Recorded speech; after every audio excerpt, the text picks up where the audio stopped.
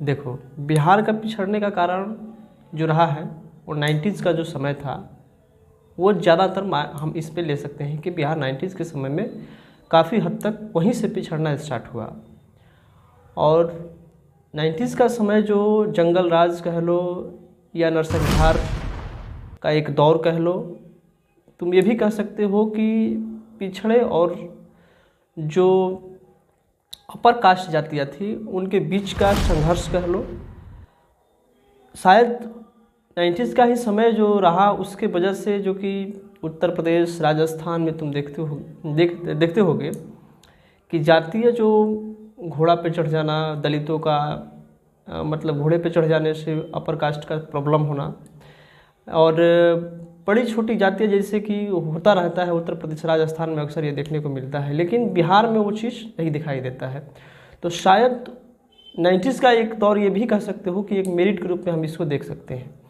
लेकिन उससे ज़्यादा हम ये देखें कि बिहार जो 90s के समय से बिछड़ना स्टार्ट हुआ, तो उस दौर में ऐसा क्या हुआ जो कि बिहार बिछड़ना स्टार्ट हुआ। आज उन्हीं सब चीज़ों पे हम बात करने वाले हैं। और मैं ये कह सकता हूँ कि जब तुम थंबनेल देखे हो तो समझ सकते हो कि मैं किस मुद्दे पर और किस व्यक्ति के बारे में बात करने वाला हूँ। यदि उस व्यक्ति को तुम भारतीय राजनीति से हटा दो या कुछ समय के लिए भूल जाओ तो हमको लग रहा है कि भारतीय राजनीति उदासीन हो जाएगी और किसी तरह का कोई बात करने का ये नहीं बन पाएगा, वो सब व्यक्ति ही नहीं मिल पाएगा, वैसे व्यक्तित्व तो ही नहीं मिल पाएगा कि जिस पे तुम बात कर पाओ। तो 90s का समय ऐसा क्या रहा, वहीं आज हम लोग बात करने वाले हैं।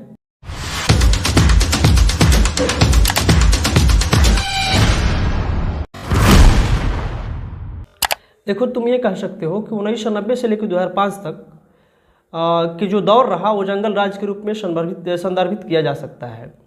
खास करके लालू प्रसाद यादव के विरोधियों द्वारा एक ऐसा मुहावरा तैयार किया गया था जो उस समय के दौरान बिहार में बढ़ते अपराध के संदर्भ में प्रयोग किया जाता था।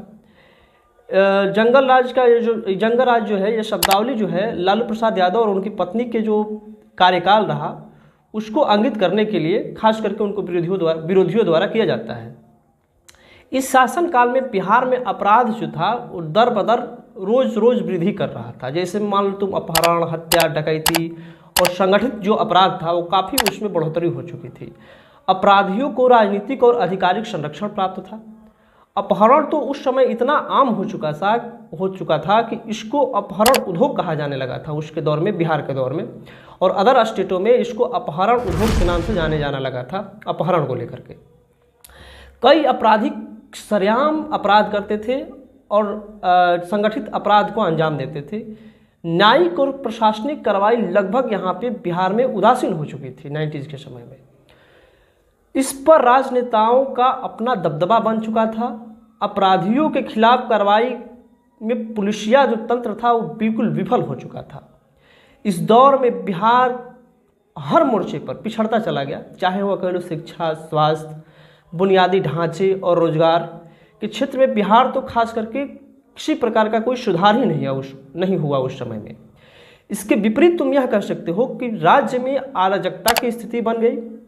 यहाँ आम जनमानस खुद को असुरक्षित महसूस करने लगा था। लालू यादव जातीय राजनीति का सहारा लिए खुद को मंडल मसीहा के रूप में प्रस्तुत किया और उनकी नीतियां जो है पिछड़ी और दलित जातियों को सशक्त तो जरूर बनाई, लेकिन उसके साथ ही जातीय ध्रुवीकरण और संघर्ष भी बढ़ा, नरसंहार भी बढ़ा।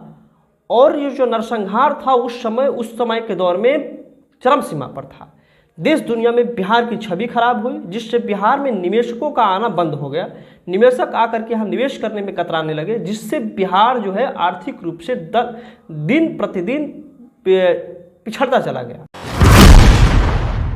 देखो, सबसे पहले चारा घोटाला 1990 के दशक में पकड़ में आया, जब बिहार के तत्कालीन गायक टीएन चतुर्वेदी और उनकी टीम ने बिहार के पशुपालन विभाग के खर्चे को ऑडिट किया और पाया गया कि भारी मात्रा में सरकारी धन का गलत तरीके से निष्कासन किया गया है, गलत तरीके से उसका उपयोग किया गया है। टीएन चतुर्वेदी के रिपोर्ट के बाद बिहार पुलिस जांच में जुटी और विभिन्न जिलों से 38 जिला, जिसमें कह लो कि विभिन्न जिलों से दर्जनों एफआईआर दर्ज किए गए। सबसे पहले इसका जो एफआईआर मिलता है जनवरी 1996 में किया गया, जिसमें रांची ट्रेजरी से अवैध निकासी किया गया था, अवैध सरकारी पैसा निकाला गया था। लेकिन इस मामले की जांच की प्रक्रिया इतनी धीमी थी, तुम समझ सकते हो क्योंकि उस समय का जो राजनेता थे और उनका आधिकारिक उन पर दबाव था, इसके वजह से इसकी प्रक्रिया जो थी बहुत धीमी चल रही थी, जिसमें पटना हाईकोर्ट इस मामले में स्वतः हस्तक्षेप किया और इस मामले को सीबीआई के हाथों में हैंडओवर कर दिया। सीबीआई के जांच के बाद कई उच्च स्तरीय नेता इसमें संलिप्त पाए गए, कई उच्च स्तरीय अधिकारी इसमें संलिप्त पाए गए, जिसमें से तुम यह कह सकते हो कि उस समय के तत्कालिक मुख्यमंत्री श्री लालू प्रसाद यादव भी थे। उनके साथ साथ जगन्नाथ मिश्रा भी थे, जो कि बिहार के पूर्व मुख्यमंत्री रह चुके थे, वो भी दोषी पाए गए। साधु यादव, जो कि लालू प्रसाद यादव के रिश्तेदार हैं, ये भी दोषी पाए गए थे। और जो पशुपालक विभाग के उस समय के अधिकारी थे उच्च स्तरीय, उसमें से मैं कुछ नाम रखना चाहूँगा। हरदेश प्रसाद थे, राजेंद्र यादव थे, फैज अहमद थे, केशव प्रसाद थे। उसमें से तुम ये भी कह सकते हो कि शिवानंद तिवारी भी उस समय थे, लेकिन इनको इस मामले से मुक्त कर दिया गया था। ध्रुव भगत, जो कि पूर्व में झारखंड का विधानसभा अध्यक्ष रह चुके हैं। और देखो, तुम ये कह सकते हो कि इस घोटाले की प्रक्रिया जो रही कैसे रही, तो एक एक पॉइंट करके हम देखो इस पर समझ सकते हैं कि पहली जो प्रक्रिया हो सकती है नकली बिल और दस्तावेज का था। पशुपालक अधिकारियों द्वारा बड़ी मात्रा में नकली बिल और वाउचर तैयार किया गया था और बिल में यह दिखाया गया था कि चारा, दवा, पशुओं के लिए चारा, दवा और उपकरण, तमाम चीज़ें की इक्विपमेंट खरीदा गया है, जो कि कभी खरीदा ही नहीं गया था।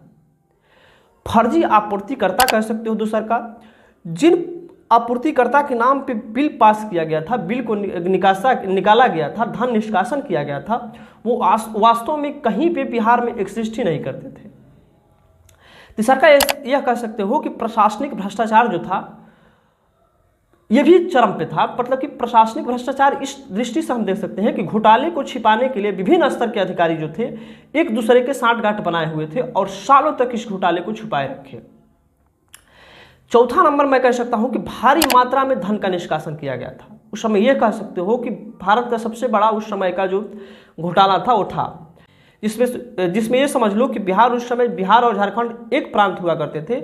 उसमें पटना था, रांची था जो कि अब झारखंड हो चुका है, दुमका था जो कि अब भी झारखंड हो चुका है, चारबासा था झारखंड में है ये भी, गुमला जो कि ये भी झारखंड में है, साहिबगंज ये भी झारखंड में है, हजारीबाग ये भी झारखंड में है। इन क्षेत्रों में काफ़ी मात्रा में चारा घोटाला का मामला सामने आया था। अब तुम मुझसे ये भी कह सकते हो कि लालू प्रसाद यादव जब इतना 900 करोड़ की घोटाला किए तो इनके ऊपर कार्रवाई क्या किया गया।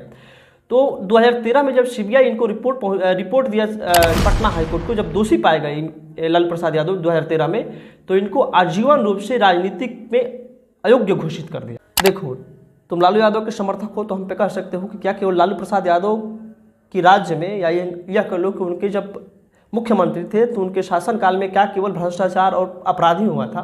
तो नहीं, लालू प्रसाद यादव ने जो करीबों और मंडल मसीहा के तौर पे इनको जब जाना जाता है तो चीज़ें बहुत हद तक बिहार के लिए किए हैं और अल्पसंख्यकों के लिए जो किए हैं और पिछड़ी जातियों के लिए जो किए हैं वो काफ़ी सराहनीय रहा है। रेलवे में जो किए हैं वो काफ़ी सराहनीय रहा है। तो इस सब चीज़ों पे यदि हम लोग बात करने लगेंगे तो वीडियो बहुत लंबी हो जाएगी। तो फिर कभी यदि हो जाएगा तो हम लोग लालू प्रसाद यादव का ज़िंदगी का जो मतलब कि बिहार के लिए जो किए हैं उस चीज़ को हम लोग किसी और वीडियो में बात कर लेंगे। वीडियो लंबी हो जाएगी, इसलिए हम यहीं पे इस वीडियो को ख़त्म करेंगे।